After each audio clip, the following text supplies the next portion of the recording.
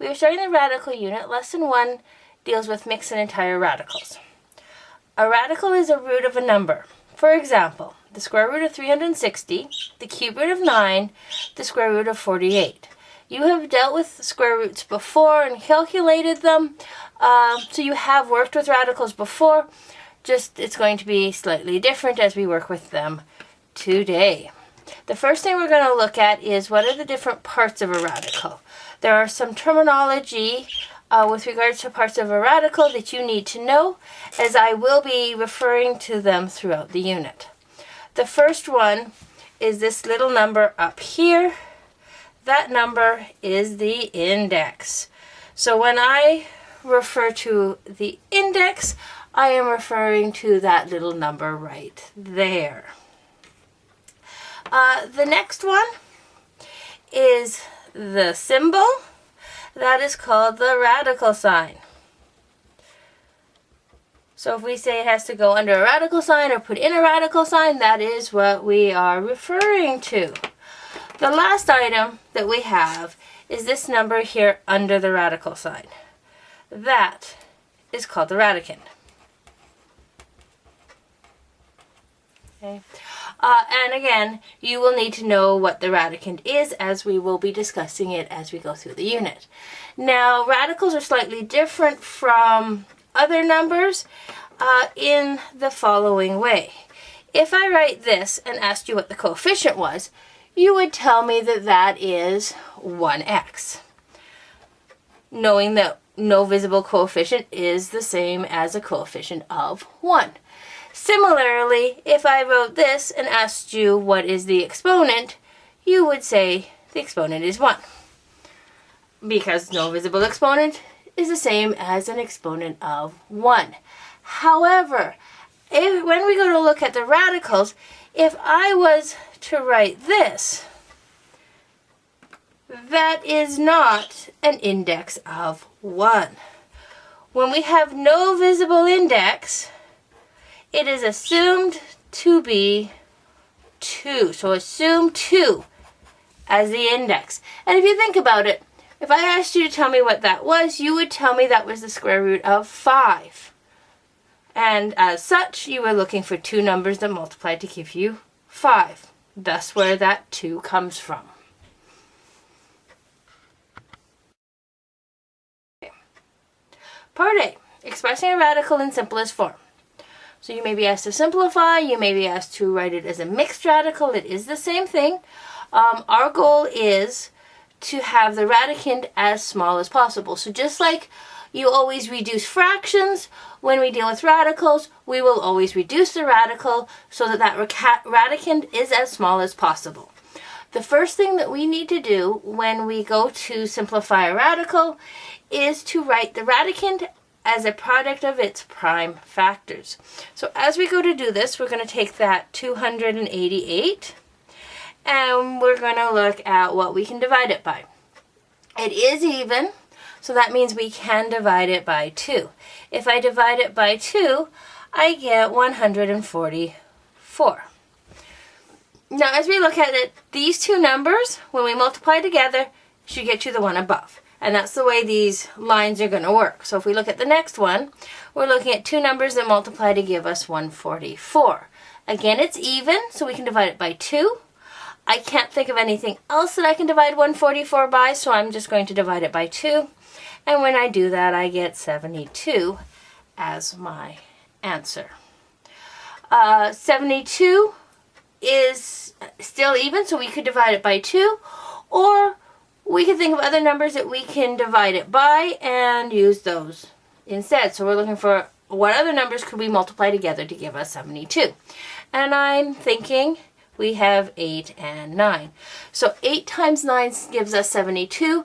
So we can, as we go to do this, instead of using a prime number, we can use other numbers. The only catch is neither 8 nor 9 are prime numbers, which means we need to still prime factorize those ones. So what we're currently doing is what's called a prime factor tree, where at the end of each line, at the very bottom, we will have prime numbers. So if we think about 8, 8 is 2 times 4, and 4 is 2 times 2. Now we're down to all prime numbers, so we are now done going with the 8. But we're not done with the 9. So going back to the 9, 9 was not a prime number, but we can divide it by 3, and we get 3. 3 times 3 gets us 9.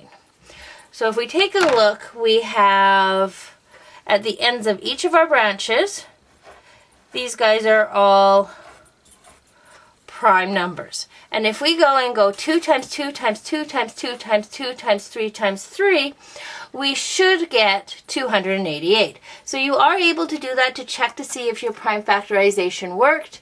If it doesn't come back to the number you started with, then there is an error and you will need to go back and fix it. Okay.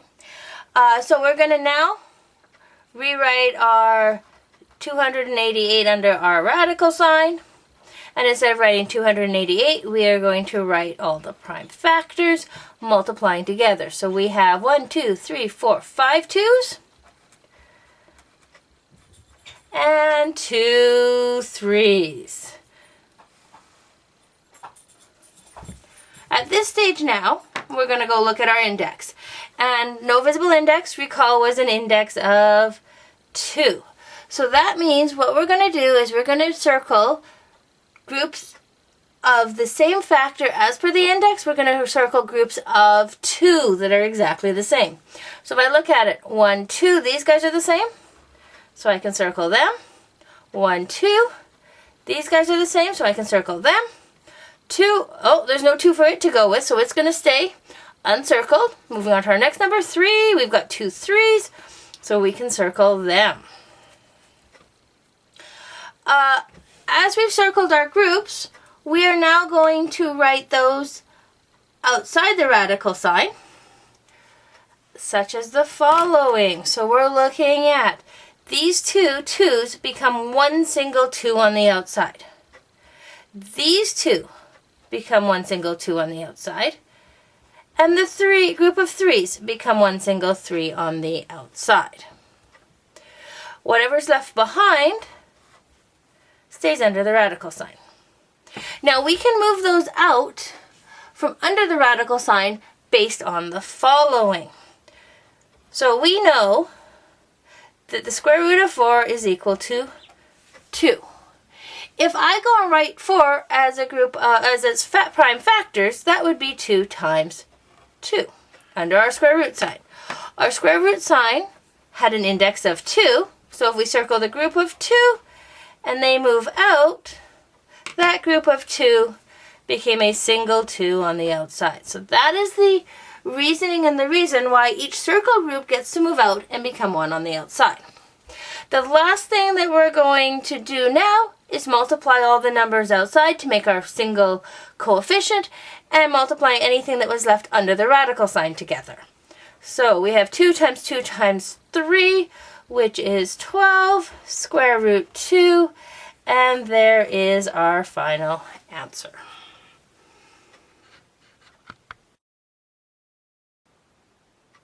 What we just finished doing with square roots will work with cube roots and fourth roots. So we're going to start in exactly the same place, looking for the prime factors of the radicand. So in this case, we're looking for the prime factors of 375. So we'll start with our 375. Because it ends in 5, we know that it can be divided by 5. And if you divide it by 5, you get 75. 5 is a prime factor. 75 is not. But we have some choices. We could divide it by 5. Again, we could also divide it by 3 or by 25. I'm going to divide it by 3. And when I do that, I get 25. 3 is a prime factor, so we're good. 25 is not, but it would be 5 times 5.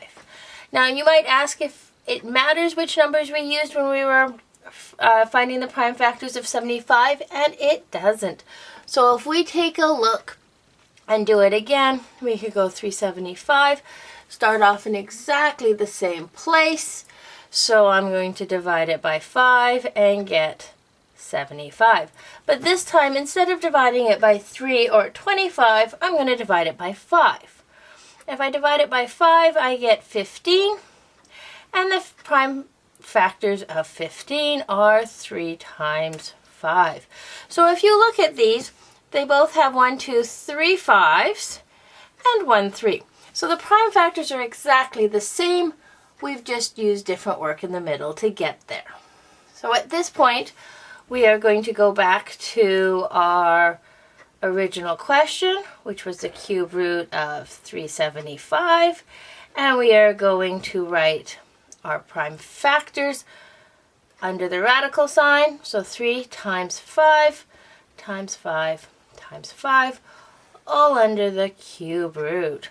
Note, you do need to have that 3 there. If you leave the 3 out, you have now made it a square root.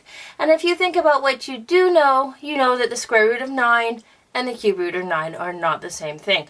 So that index is very important to us. So now, this time, looking at our index, we have an index of 3. So that 3 there tells us that we're now circling groups of 3 that are the same.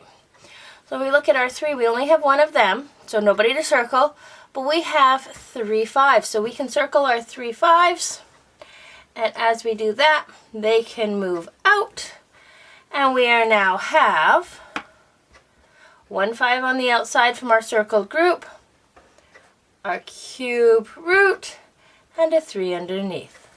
There is our final answer.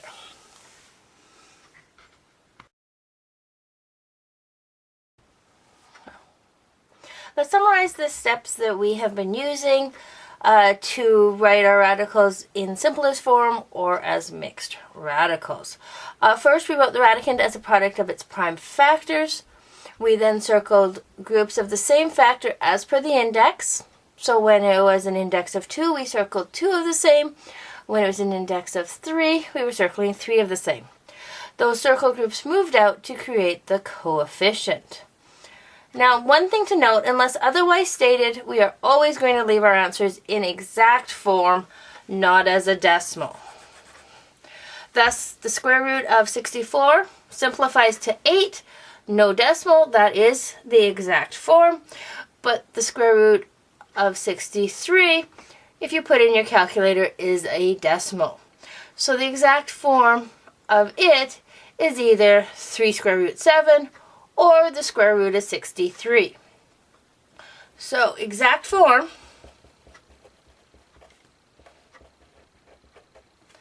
equals no decimals. This is extremely important. We want to make sure that you are getting it correct. When it says exact form, we need to make sure our answers have no decimals in them. They will either be a whole number or will contain a radical sign.